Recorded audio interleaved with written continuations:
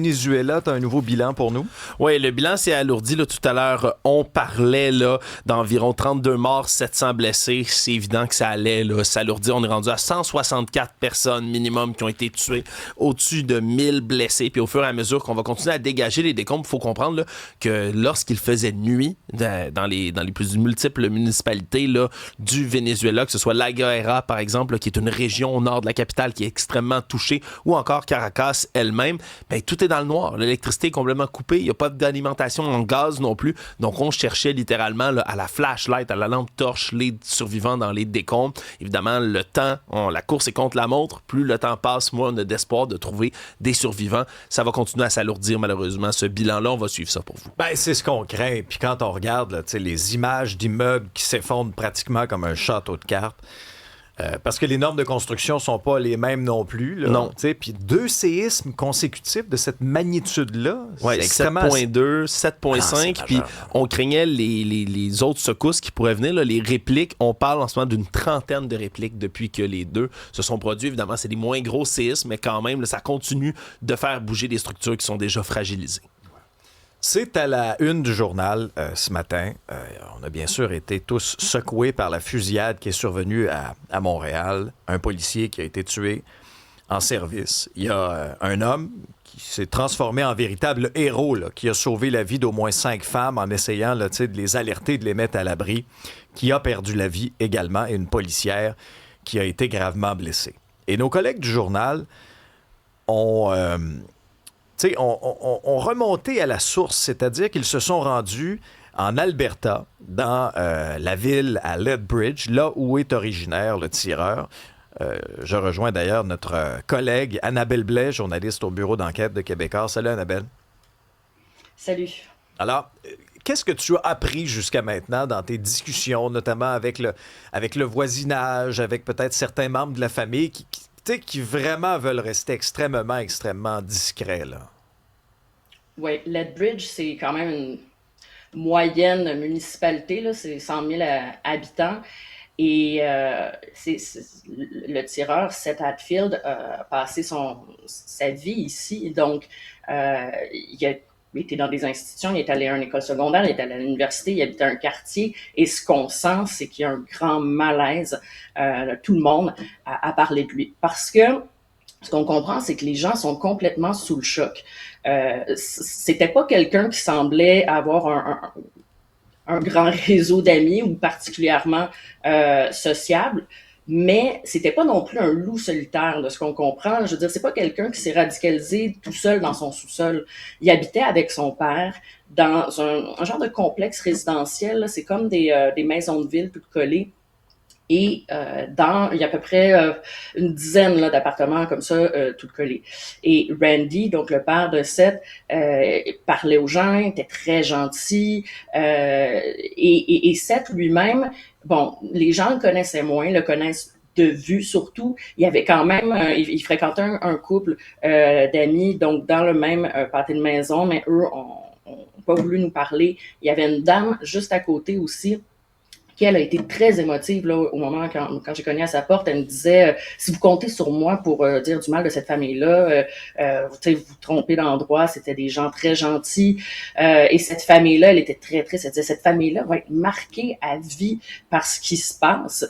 Et donc, c'était vraiment une certaine consternation. Et à l'école secondaire, on est allé à l'école secondaire où Seth Hatfield a étudié. Et parce que bon, on sait que la photo de la photo de finissant a circulé un peu dans les médias. Et je suis allée me promener dans l'école et j'ai vu donc sur le mur, il y a 30 ans de mosaïque de photos de finissant, là. Celle de 2019 de Seth Hatfield, elle a été retirée visiblement récemment parce que bon, il y a encore les petites accroches au mur. Et donc, on sent quand même, c'est ça, un grand malaise. La famille, mon collègue Olivier Fauché, qui est avec moi, a pu parler à sa tante.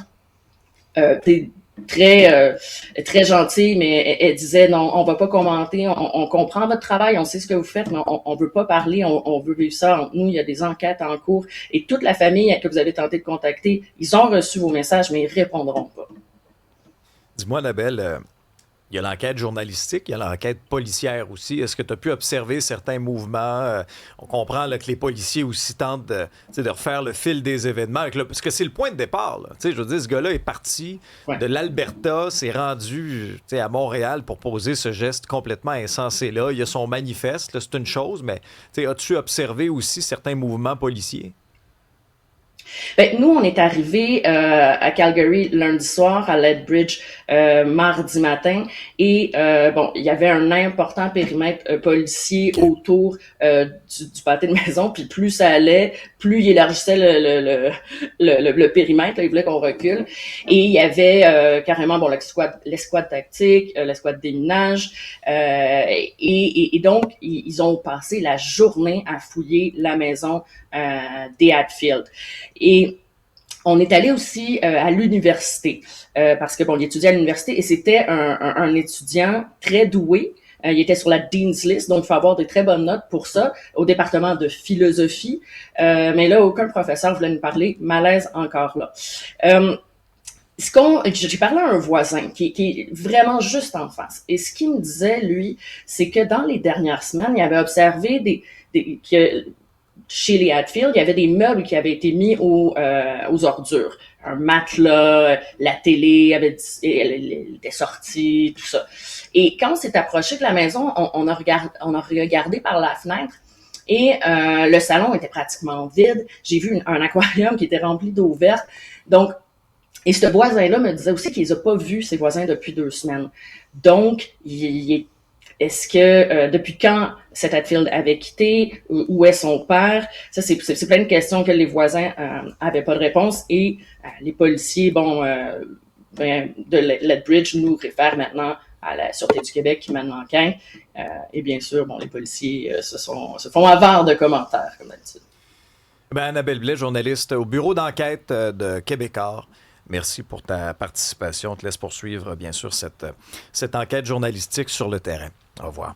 Scène culturelle maintenant, Isabelle. Stromae et Madonna qui collaborent sur un nouvel album. Le rêve d'une vie. On sait qu'on attend avec impatience le 3 juillet le nouvel album de Madonna, son 15e. C'est la suite d'ailleurs de son album sorti il y a 20 ans, Confessions on a Dance Floor. Ce sera Confession 2. On veut rendre hommage à la pop, au disco, entre autres, et Stromae va prêter sa voix.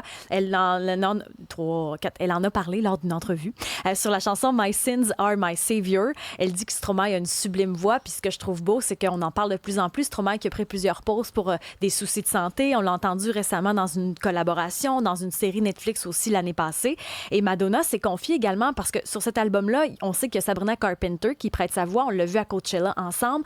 Il y a un autre DJ dont le nom m'échappe qui va aussi faire partie de cet album-là. Donc, c'est ce qu'on sait. 3 juillet. Madonna a aussi confié qu'au début de sa carrière, elle n'avait pas d'argent puis elle a été sans abri un petit bout. Elle se disait qu'elle se débrouillait avec pas grand-chose. Elle surfait, squattait des appartements. Elle était hébergée un peu partout. Elle sous-louait des logements pendant 6 mois. C'est étonnant quand même de la méga pop, de la méga vedette de la pop. Donc, 3 juillet. Le seul enjeu avec le 3 juillet, c'est que c'est Céline aussi qui sort sa chanson. Puis Taylor Swift qui est supposée se marier. Là, il y a trop d'affaires le 3 juillet. Qu'est-ce qu'on va faire? Ça un peu, s'il vous plaît. Là, la gang, parlez-vous. Là. On peut pas tout sortir ça en même temps le 3 juillet.